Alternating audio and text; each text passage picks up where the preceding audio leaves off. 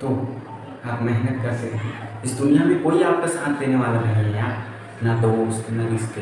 दोस्ती बनाएंगे लेकिन सही तरीके से। दोस्ती का मतलब ये नहीं होता कि वो आपको पढ़ाई के लिए डिस्टर्ब करे, आपको सही काम के लिए प्रेरित करे, ये होता है दोस्ती। तो चलिए आज जो हम लोगों का सेकंड चैप्टर है उसका जो है डिस्कशन हम लोग करते हैं। क्या होता है हम लोगों के पास जो चैप्टर है स्थिर वैद्युत विभव तथा धारिता। आपने कभी विभव पढ़ा ही होगा क्लास 10 में अवश्य, ओम के नियम से, है ना।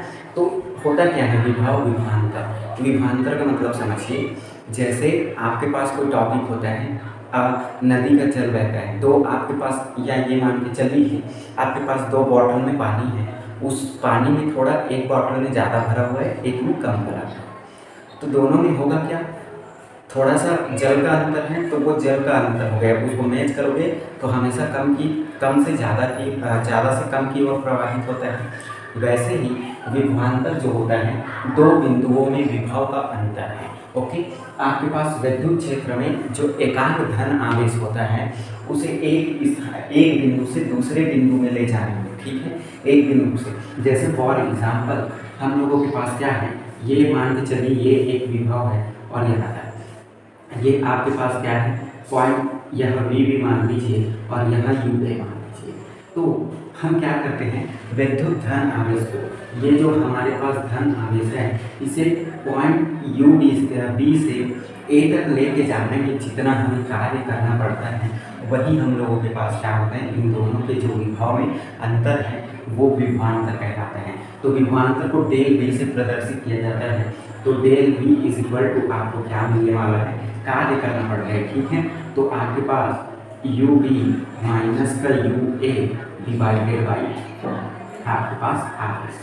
ओके, तो इतना कार्य, अब यही कार्य के रूप में कंसीडर होता है तो इसे आप del b is equal to लिख सकते हैं कार्य बटे आवेश, जो कि विभव की परिभाषा से होता है। ओके, समझ में आए, आपको कुछ नहीं करना है। जैसे आप एक स्थान से दूसरे स्थान जा रहे हैं और आपका दोस्त भी उसी स्थान पे जा रहा है, तो तुम दोनों में जो अंतर रहेगा, समय में जो अंतर रहता है वो वहाँ पर आपका समय अंतराल है। यहाँ जो विभव होगा वो दोनों पॉइंट के लिए अंतर होगा, ठीक है। इस पॉइंट का विभव कितना है और इस पॉइंट का विभव कितना है, ये कहलाता है विभवांतर। विभवांतर का जो मात्रक होता है इसका मात्रक आप लिख सकते हैं,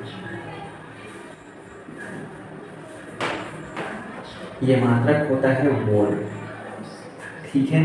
तो मात्रक वोल्ट होता है, आपको पता होना चाहिए। और अगर आपसे इसका विमीय सूत्र पूछ लिया जाता है, अगर आपसे इसका विमीय सूत्र पूछ लिया जाता है तो इसका विमीय सूत्र होता है m l की घात 2 t की पावर -3 और आपके पास a की पावर -1। ओके, विमीय सूत्र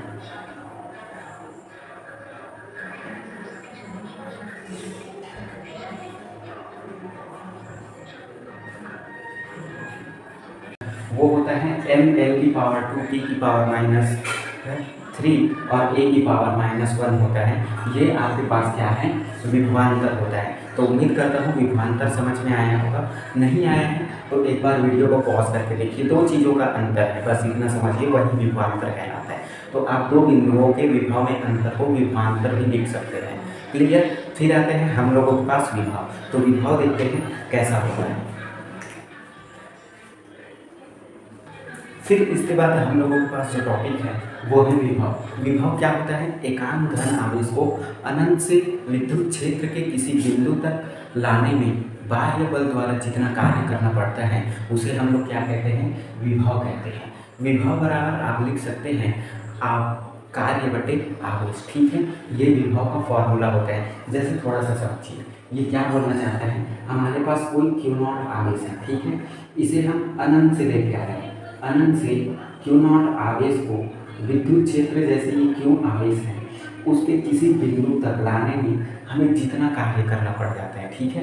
अनंत से Q0 आवेश को अनंत से किसी विद्युत क्षेत्र के किसी बिंदु तक लाने में जितना कार्य करना पड़ता है वही हम लोगों के पास विद्युत विभव होता है। और ये विभव आपके पास 2 प्रकार के होते हैं, धनात्मक विभव और ऋणात्मक विभव। ओके, तो फिर धनात्मक और ऋणात्मक विभव की गणना हम आगे की क्लास में करते हैं। आज के लिए इतना ही रखते हैं, तब तक के लिए जय हिंद, जय भारत, मस्त रहिए, स्वस्थ रहिए और पढ़ाई करते रहिए। चैनल को सब्सक्राइब कर दो यार, यही हमें मोटिवेशन देता है। आप में से बहुत साथियों ने चैनल को सब्सक्राइब नहीं किया है।